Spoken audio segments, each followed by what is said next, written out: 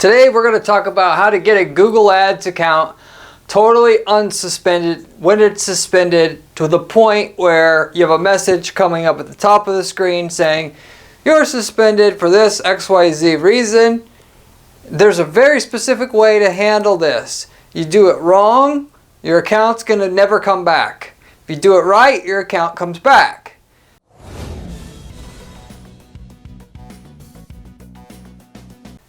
How do I know this? Because we run a PPC agency here. I see people's new clients particularly come in, they're starting new businesses, screw up, violate things.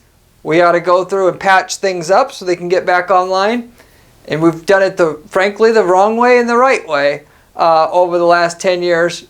There's small nuances to the process. There's small nuances to the process that you need to know to not go down the rabbit hole of you thought your account was going to come up, it was going to be a simple fix, and it turned out to be a disaster. You got a totally jammed up account, and getting a new account technically is not even supposed to be allowed.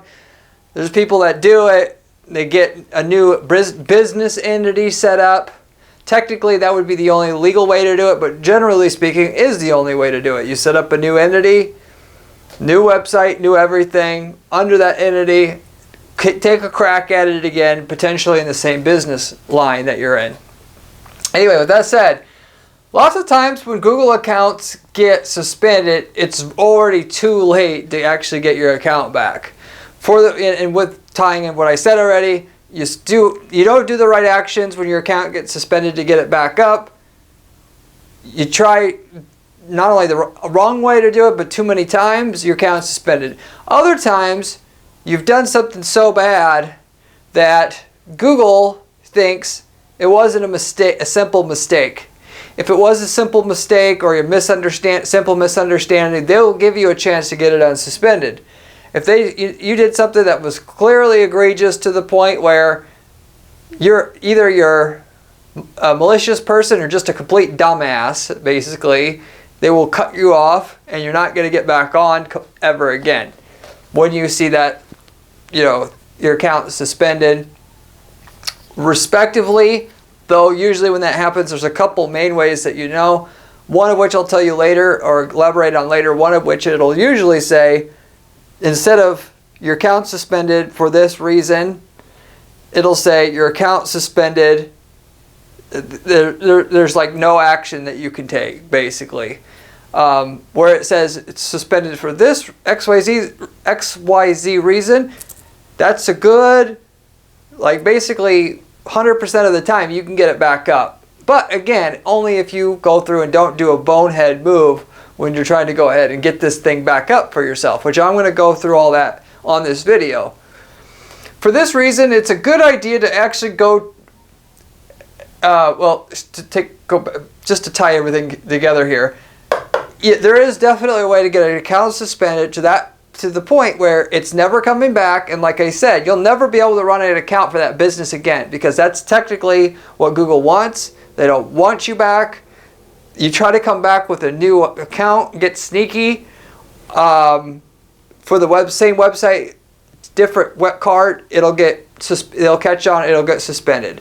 If you try to do it for a new website and the new bank account, same bank account, it'll get shut down again. If you try to do it with a new bank account and a new website, but Google has footprints to track you other than through those two things, which they can easily do, it's Google. Once you think you're just getting it back online again, you're going to get shut down again. To the point where, like I said, unless you're going to set up a whole new business, a lot of people that are not super sophisticated, that's what they end up having to do. So for this reason, and I know this is about getting your accounts online, so if you are in that situation, I'm going to cover that specifically. But for you other guys out there, subscribers to the channel, you're not in this exact situation, you're finding this as partially entertainment or just things. I tell you guys a lot about things that other clients of ours go through, and so you don't have to go through it yourself. So with that, just to prepare yourself in the future so you don't even have to have this problem, it's a good idea to, and this is more so also, before I say this, it's for you new guys or gals that are getting into business and you're just getting into doing Google ads, if you're doing something boring like I'm offering a plumbing service, you don't have anything to worry about. But if you're in some area where you don't know if it's allowed, or what you should also do, type in the name of your business or your trade, and then Google ad policies with Google itself. Go to google.com, like fireworks, Google ad policies, and then just read everything you can about it to see what you can do or what you can't do. That would be technically the first thing. But even then, you still want to go ahead and before you even make a website or anything, actually go to Google support forum to see what you're trying to do before you actually do it, and get guidance on what you are about to do. So Google support forum, you can find that easily just by going to google.com, typing in the search bar, Google support forum. It's called something else differently besides that, so I apologize if I'm not coming here totally prepared, but it's a forum that, offers assistance if you are stuck with a certain error, there's something funny going on in your account. A lot of times Google support, like their phone support, chat support, email support, isn't very good because you're getting the opinion of one person. Google pays people to be moderators and contributors to the Google support forum to help ease some of the load off of the customer service people, because when they answer a question, it's now searchable from Google search. Somebody has that problem in the future, they won't have to call support, which is why mainly they do it. And though with that said, the moderators there, they seem to be more knowledgeable in general about general overarching problems than just calling and talking to one person at Google. So you go there to the support forum, you say, I'm looking to set up a online strip club or whatever. I know it's like a ridiculous business idea, but is it against the rules technically to do this on Google Ads? And if not, is there anything I need to know before I do it? Just as if you were, I heard people say, which was really smart, if you were a criminal, before you go ahead and commit crime, it would be extremely intelligent to go and hire a criminal lawyer and just tell them what you're going to do, to know what not to do to get caught or what not to do, which usually lends to people getting caught. And they would tell you everything so that your likelihood of getting caught is like way, way, way, way less than what it would be if you totally didn't have that lawyer's background, knowledge, and experience. Well, in this case, it's the same thing. If there's something where you can get caught, which you're not trying to get around Google systems here, that's not what I'm saying, so it's not a real good analogy, but you're trying to get from people that have seen people go to the forum and ask questions, similar questions of what you've asked, but maybe not the same yet, because you ultimately went to the support forum, maybe you searched for your industry, found whatever you could find there. You already searched in their knowledge base through the Google search, through Google search itself, found it whatever you could there. Then you asked, and then you got an experienced moderator there who gives you advice as to, no, don't waste your time on making a website. Make a 30 grand website, because I've also seen this happen. Make a 30 grand website, you go to advertise on it. Google search was the main way that people buy stuff from that industry, and then you're saying, oh shit, why did I not check on this first? So before you even start the business, if you think Google search has to be one of the main ways that you're going to do business, then go to the support forum, ask them if you can do it as a business idea as a whole. What are the tips to stay away from, so when you go make that website, you don't also spend 30 grand on a website and it's full of shit that you're going to have to change later on.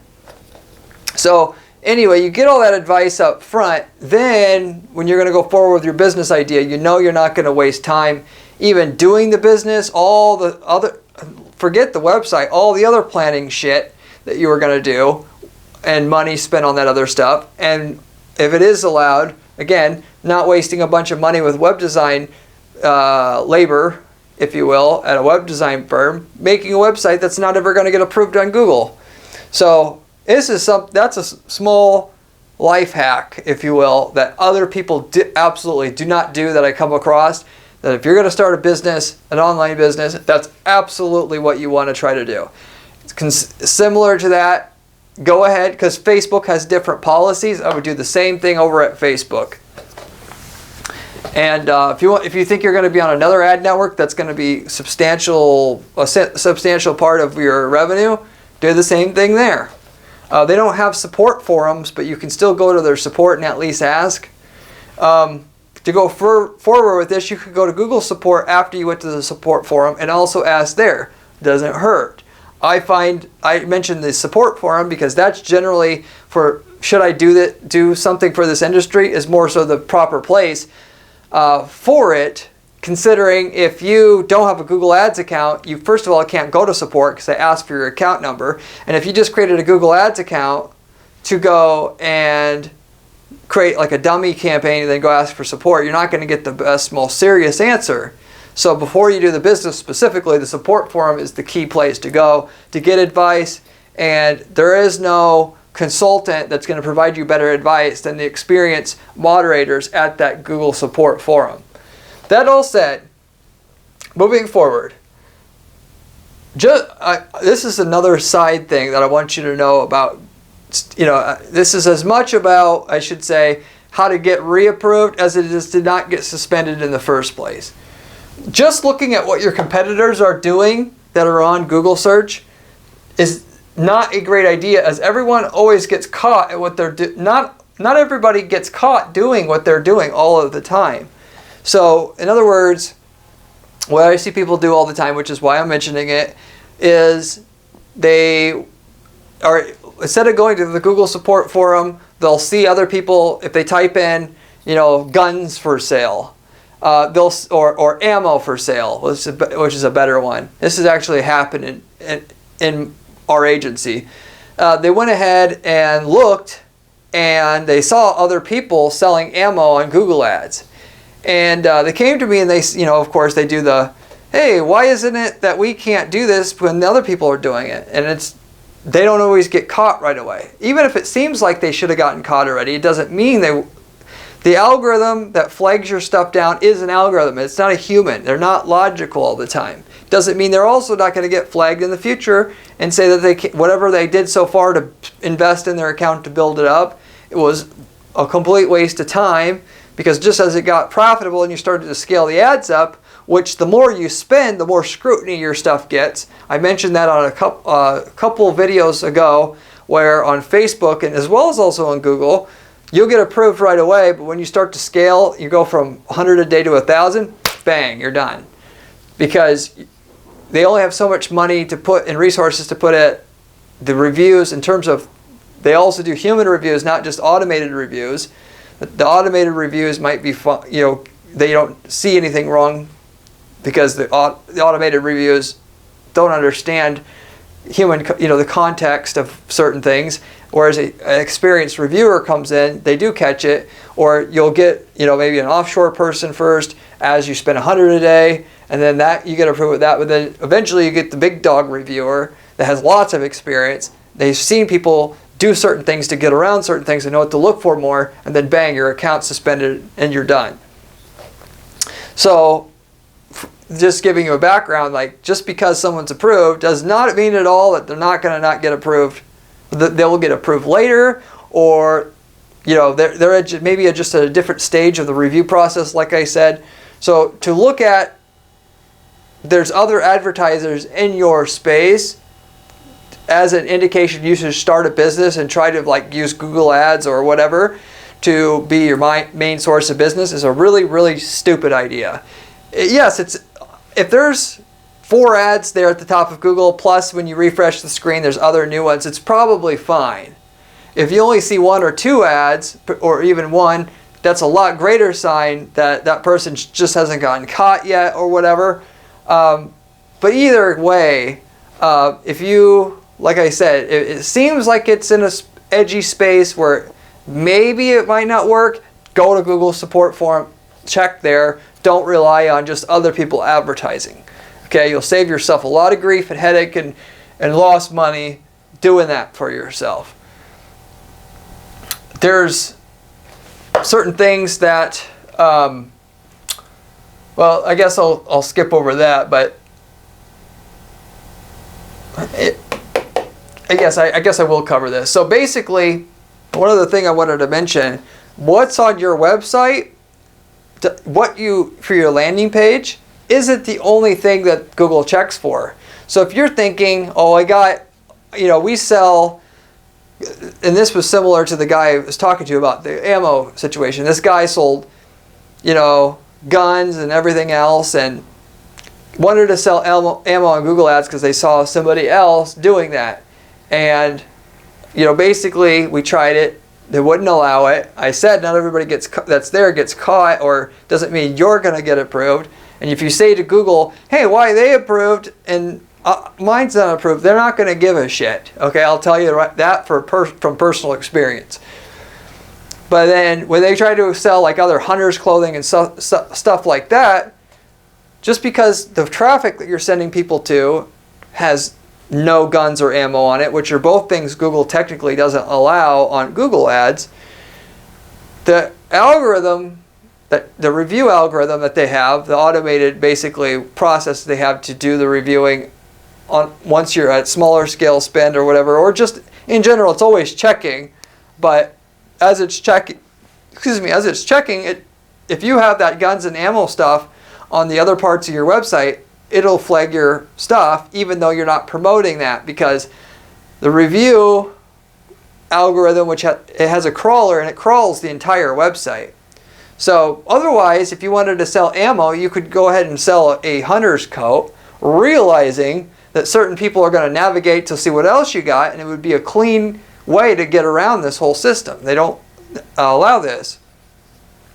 In some cases, they may allow it, but in something like I just described, like the guns and ammo space, they're not going to allow it. If you're going to do that, in that case, you create two websites. You create one for the Google Ads safe stuff, one website for the non-Google Ads safe stuff, and you keep them totally separate for the exact reason that I said.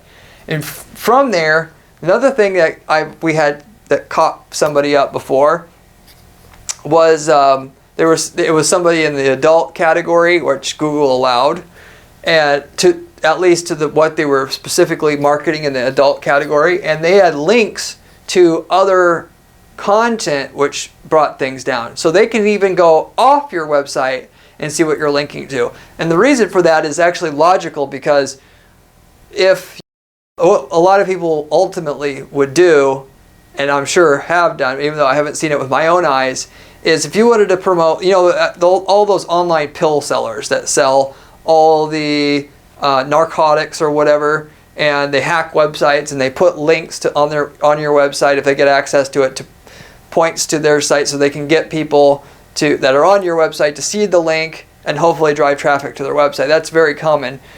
But people would use that same model as it applies to Google Ads. They would advertise a seemingly white hat site, a clean website, in other words, is what that means. And you have a plumbing service, but then there's a link to a pill pushing website, knowing a certain 5% of people are only going to click on this link, and as they notice it, there's enough people who want that kind of crap that 5% or so will click on that link and go to the other website, that they can allow it. And so if you have any kind of links to any content that would be banned on your website or banned on Google Ads, they can also ban or suspend your website as well. So you have to also look for that. So that was something that a lot of people don't recognize either. So as it comes to keeping your website clean and not having a situation where your website's at risk your account's at risk from getting suspended, also think about where you're linking to as well. I've got other videos that talk about other things of how to stay off of the radar, so to say. The algorithm, the human reviewers isn't the case, but the algorithm checks for certain things, even that the human reviewers don't, because the human reviewers only can check for so many things, because they can't. ultimately the algorithm can check for 5,000 things that it wants to check for. The human reviewers only have so much knowledge as well, and so the algorithm will look for certain keywords. And on my other video, I talk about how I've seen people put keywords that they want to have on their page in an image, and the algorithm can't find it, and the humans don't look for those keywords either. So all kinds of games people play out there for this stuff. But as we get into the meat of this video now, if you get suspended, if you've done all this stuff, or if it's too late, you're already suspended, get in touch with Google's phone or live chat support to try to get their reviews department on the phone. Just ask. You don't want to talk to the first person that you talk to and say, what can I do? Because they'll just say, your account says that it's suspended because it has erotic content on it, but it already still says that on the top bar of your website after you log in. They're not telling you anything new. What you need to do is navigate to the actual reviews department that can give you specific information on what's screwed up. Okay? But if you get that message and it's obvious what you have to do, fix your website first before you call support. What I've also noticed is if you call support too many times, they'll start routing you to crappier and crappier support people offshore, or even just saying that they aren't offering support anymore. This is literally what they do. Sorry, Google, but it is what it is.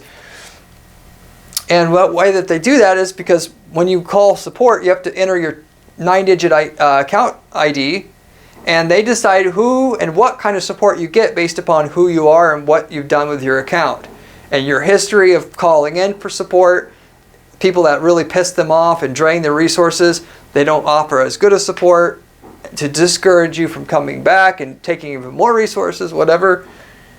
And so anyway, you try to fix it on yourself first. In other words, don't lean on their support to do all your work for you, because you may fall into a class you don't want to fall into, and you may need the actual attention from a higher up person to get the real information you need to clear up your issue and get reinstated. And if you burn your bridges up front by asking too many dumb questions, in other words, you may not ever get that opportunity. So with that, so in some instances, the phone support won't work, as you will get profiled. If, like going back to what I said before, if you do something really that they consider something that isn't a mistake and you're being malicious or whatever, you will get profiled in that your account will never come back, and you'll know that you're never going to come back when you call support and you dial on the first try to support. You put in your 9-digit account ID number and it says, your account's suspended. There's basically nothing you can do. Goodbye. That's the time, if you get that message on the first call to support, give up, start a whole new business. Like I said, you're not getting it back. Tied to that, like I said, if your account's forever suspended, there's no chance to get it back. The message on the top of your screen at the very top when your account's suspended will say, no reason why it's suspended specifically. And I said that was one way to know if you're never going to get back. The other is you call phone support, you put in your ID, and they give you nobody to talk to. That would be the other thing. There's an automated thing saying you're suspended. And they also tell you in that automated message, like, don't call back anymore because it's going to be pointless. And also don't start other accounts because they don't want you as a customer anymore. That's how you actually know you're done here. You're done, you're done, you're done. So anyway, with that said, they also have an appeal button / process on Google Ads. You do not want to use your appeal until you already made changes to your website. Because again, with this, you only get so many chances at sending it through an appeal. You don't get unlimited. If you send it through the appeal, it's because you genuinely think that you corrected the problem in which it says you had as a problem at the top of your screen. And so I would see what it says the problem is. It says maybe there's erotic material on your site. You scan the website. You scour every corner of it. You see if there's any links to anything. You look at all. You could go back here and you could go and look at other competitor stuff to see what's generally allowed, even though that's not the end all. You could go to the Google support forum after you made changes, see if they have any other suggestions on what else to change. And respectively with that, then I would go to calling support and trying to get to the review department. If you don't want to call, Google has live chat support, which if you go to Google customer service in a Google search, you can get you can type in and go through their prompts once you get to the web page for their customer service, and you can actually live chat. Some people prefer that, and you can actually get through to there's technically you can get to the review department. I will say, at least for this, calling is better for sure. You'll get through to an American agent, assuming you're in America, that's what you want. But I mean, Google is in the U.S. So if you wanted the best person you get, it's going to be somebody in America at Google working there, not an outsourced contractor, which Google uses a lot of. And if you are a smaller spender, you get sent to other places that contract for Google to handle their customer support. But what you want is to get in through the reviews department at Google for Google Ads. That's there, not an outsourced person. Those are the people who know how to give you extremely specific advice on what to change.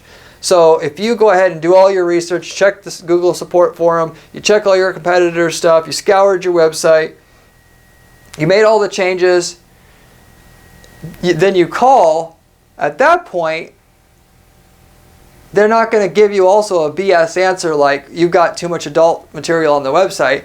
They can actually see if there's anything left that you missed before you submit your appeal through your account.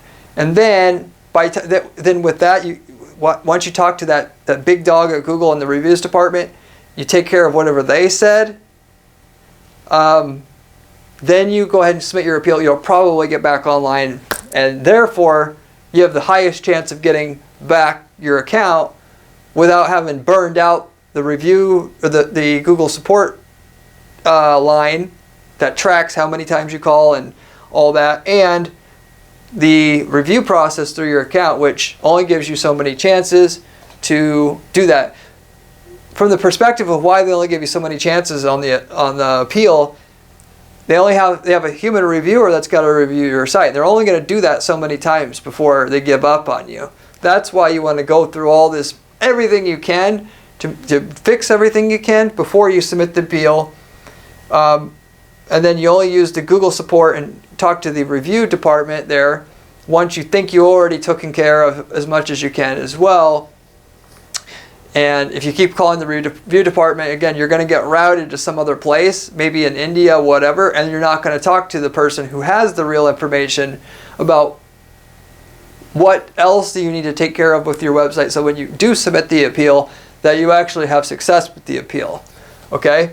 So, respectively, then, if your appeal fails, you can go back to the Google support again and ask them, why would the appeal fail? When I called support, you guys said, this is what is left, or there wasn't anything. I submitted the appeal, it didn't work. And then they could give you more specific advice what to do, because each reviewer is not the end-all be-all, because individual reviewers can make mistakes, and you'll get a second reviewer which may be able to get the missing piece of the puzzle that you missed through the first reviewer. Then you can submit another appeal, and then you're going to go through. But that's the basic process and advice I can give you when your account gets suspended to get back online without screwing up the process. And so therefore, screwing up the process involves submitting your appeal too quickly without doing the work, trying to hope that, oh, I don't have adult content on my site, appeal. And then they see your website's the same, and then you're starting to burn your bridges with Google, or you're calling the support, and you're calling 4 or 5 times because ultimately you're asking them for advice, and they can't give you in the entire list of stuff to do, so they'll mention a few things, and they'll say you have to go out on your own. You remove them, you come back, and you're looking for them to spoon feed you the exact list of things you need to remove, when in reality you could have got that advice from somewhere else other than support, like the support forum, like I said, and removed and checked your site as much as you can before you talk to support, so that you only had to call support once to be able to get reassurance that it's okay to submit the appeal and get your account back online. And so therefore there's a kind of a cadence to all this to make the risk in which you're going to not get another chance to be as low as possible. Of course, starting with before you even start your business, but going into from there, if you do happen to still get suspended, because even if you're in a lot of these categories, like in the firearms category, like I said, there are certain things that even you just can miss still. Even the support forum also can provide crappy advice that's not 100% complete.